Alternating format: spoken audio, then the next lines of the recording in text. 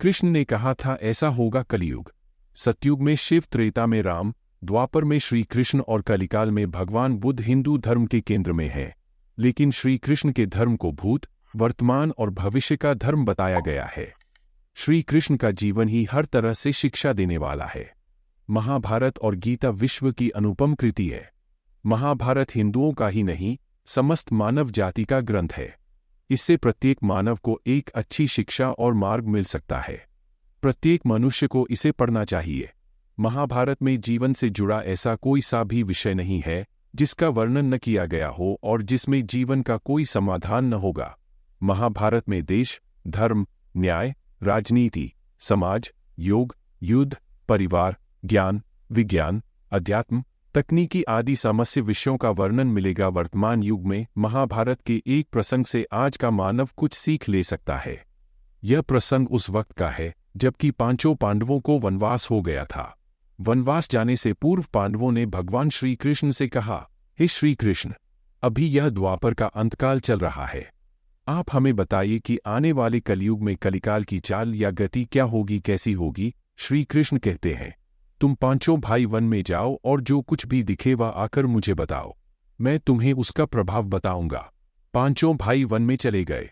One में उन्होंने जो देखा उसको देखकर वे आश्चर्यचकित रह गए।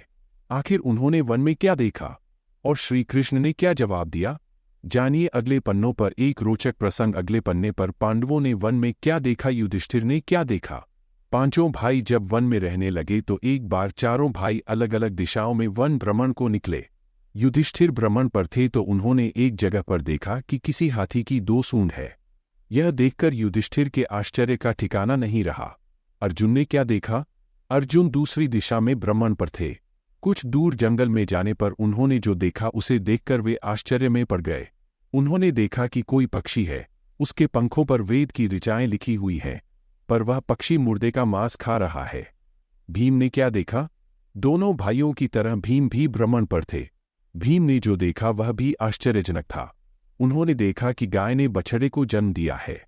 जन्म के बाद वह बछड़े को इतना चाट रही है कि बछड़ा लहूलुहान हो गया। अगले पन्ने पर जानिए नकुल और सहदेव ने क्या देखा। सहदेव ने क्या देखा? सहदेव जब भ्रमण पर थे तो उन्होंने चौथा आश्चर्य देखा कि 6 से 7 कुएं हैं और आसपास के कुओं में पानी है, किंतु बीच का कुआं खाली है। बीच का कुआं गहरा है, फिर भी पानी नहीं है। उन्हें यह देखकर घोर आश्चर्य हुआ कि ऐसा कैसे हो सकता है। नकुल ने क्या देखा? नकुल भी भ्रमण पर थे और उन्होंने भी एक आश्चर्यजनक घटना देखी। नकुल ने देखा कि एक पहाड़ के ऊपर से एक बड़ी सी शिला लुढ़कती हुई आती है और कितने ही वृक्षों से टकराकर उनको नीचे गिराते हुए आगे बढ़ जाती है। विशालकाय वृक्षों भी उसे रोक न सके। इसके अलावा वह शिला कितनी ही अन्य शिलाओं के साथ टकराई पर फिर भी वह रुकी नहीं। अंत में एक अत्यंत छोटे पौधे का स्पर्श होते ही वह स्थिर हो गई।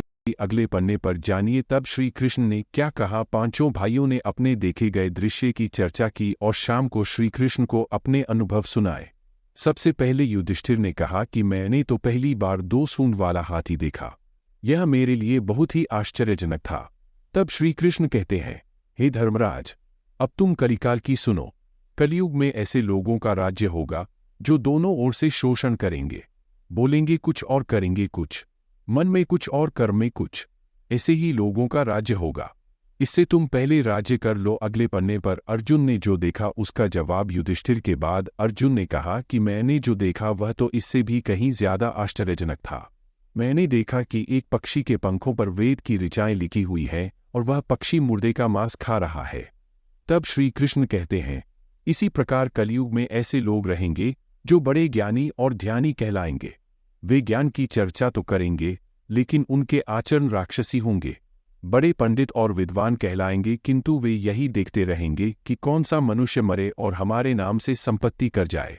हे अर्जुन, संस्था के व्यक्ति विचारेंगे कि कौन सा मनुष्य मरे और संस्था हमारे नाम से हो जाए। हर जाति धर्म के प्रमुख पद पर बैठे विचार करेंगे कि कब किसका श्राद्ध हो, कौन कब किस पद से हटे और हम उस पर चढ़े। चाहे कितने भी बड़े लोग होंगे किंतु उनकी दृष्टि तो धन और पद के ऊपर, मांस के ऊपर ही रहेगी। ऐसे लोगों की बहुतायत होगी, कोई विरला ही संत पुरुष होगा। अगले पन्ने पर भीम ने जो देखा उसका जवाब। अर्जुन के सवाल के जवाब के बाद भीम ने अपना अनुभव सुनाया। भीम ने कहा कि मैंने देखा कि गाय अपने बछड़े को इतना चाटती है कि बछड़ा लहूलुहान हो जाता है। तब श्री कृष्ण कहते हैं, कलयुग का मनुष्य शिशुपाल हो जाएगा।